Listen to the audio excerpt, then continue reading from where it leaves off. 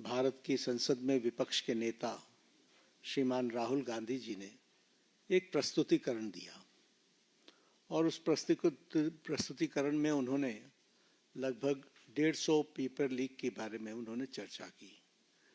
ये जांच का विषय है और सरकार एक जिम्मेवार सरकार है, इसलिए निश्चित रूप से हर एक बात का जवाब जांच के साथ साथ जनता के सामने, देश के सामने दूध का दूध और पानी का पानी रखेगी।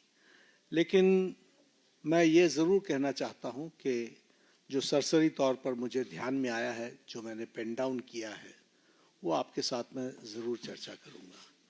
अगर मैं बात करूँ जम्मू कश्मीर में सर्विस सिलेक्शन बोर्ड के एग्ज़ामिनेशन में पेपर लीक हुआ, जहाँ पर कांग्रेस और एनसी की सरकार है, नेशनल कॉन्फ्रेंस की।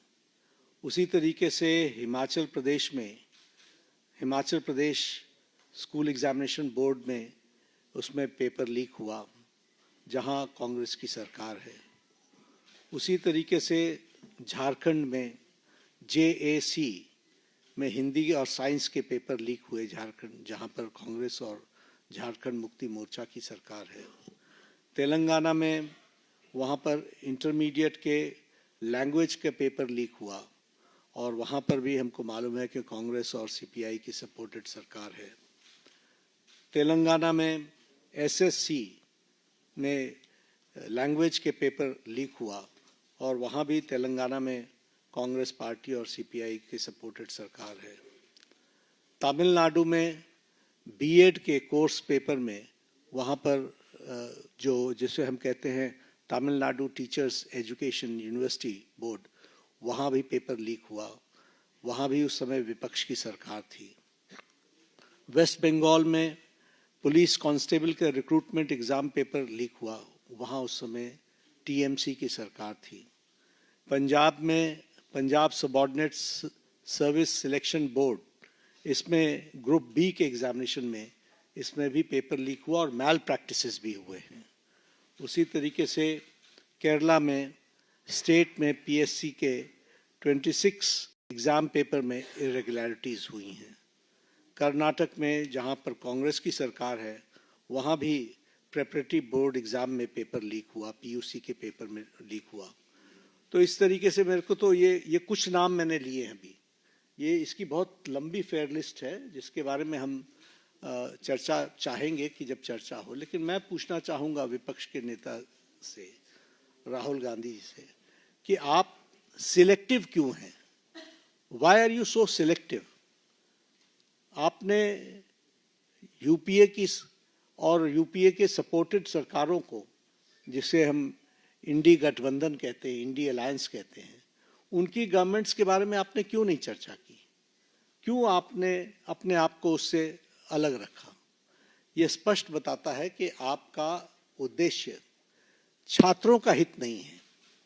आपका उद्देश्य एजुकेशन में बढ़ोतरी हो, एजुकेशन की क्वालिटी में बढ़ोतरी हो, स्टूडेंट्स को जस्टिस मिले, इसमें आपका इंटरेस्ट नहीं है।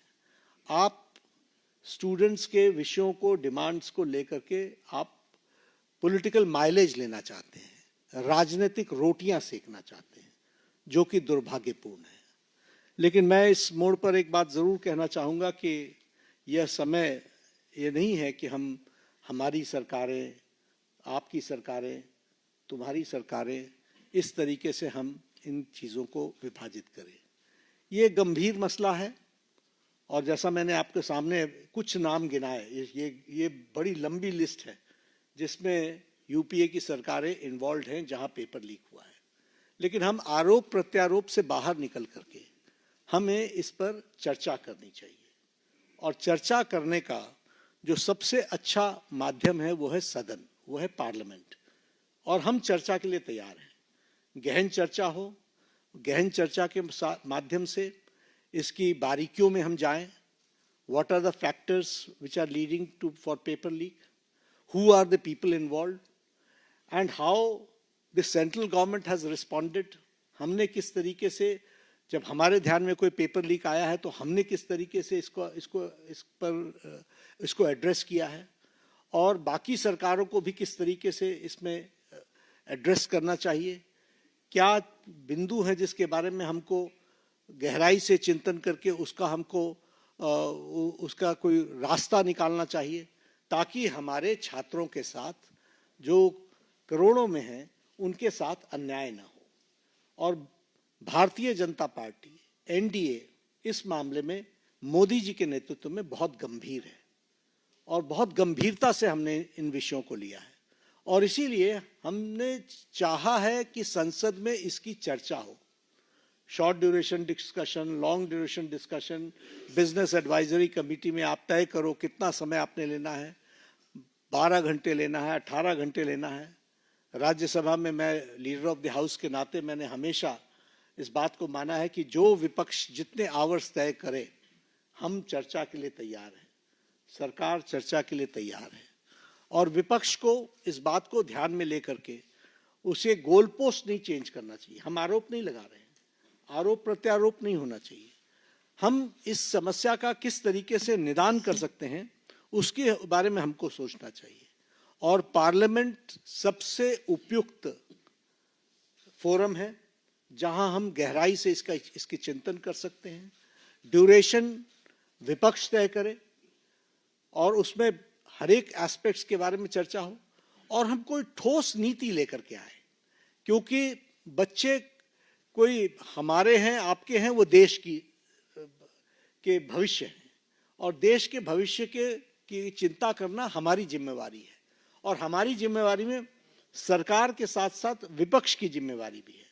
इसलिए विपक्ष भी अपनी जिम्मेवारी को निभाए और हम सब साथ मिलकर इसका समाधान करें, और कोई स्थायी समाधान की दिशा में हम आगे बढ़ें, ऐसा मैं निवेदन करना चाहता हूं। आज मेरी तरफ से इतना ही कहना है।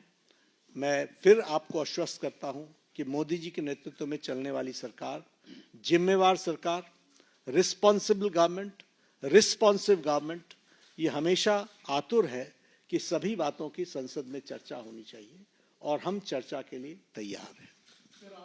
एक मिनट 2-3 सवाल ले पाएंगे, ज्यादा सवाल ले नहीं पाएंगे हम लोग। आमोद राय।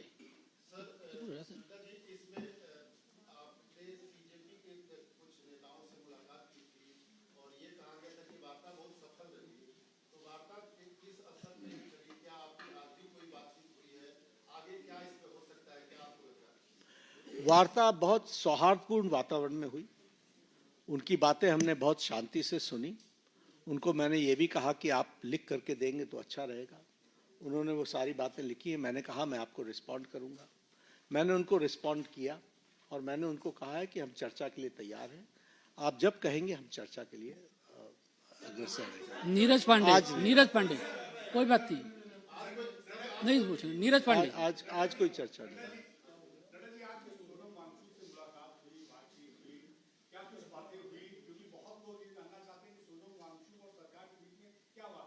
नहीं, हम तो उनका हालचाल पूछने गए। उनकी शिफ्टिंग हुई सफदरजंग से, हम वो मेदांता में पहुंचे। तो एक तो वो आईसीयू में थे, तो वहाँ पर बहुत रिस्ट्रिक्टेड वातावरण होता है, लेकिन उसके बीच में हमने उनका हालचाल पूछा, उनके बेटरमेंट की बातचीत हमने की, और हमने कहा कि आप अपना अनशन तोड़िए और आप मुख्य धारा में शामिल होकर के बच्चों को सही डायरेक्शन की तरफ आप ले जाएं। हमारा सरकार सारी विषयों के बारे में चर्चा करने के लिए खुली है और वो हमेशा उसको एड्रेस करेगी। तो उन्होंने कहा ठीक है, हम इस पर आपको आई विल रिस्पॉन्ड बैक। आज उन्होंने पत्र लिखा है, मुझे ओपन लेटर लिखा है। हम उस पर जवाब देंगे और जवाब दे करके वार्ता आगे बढ़े, इसकी हम चिंता करेंगे।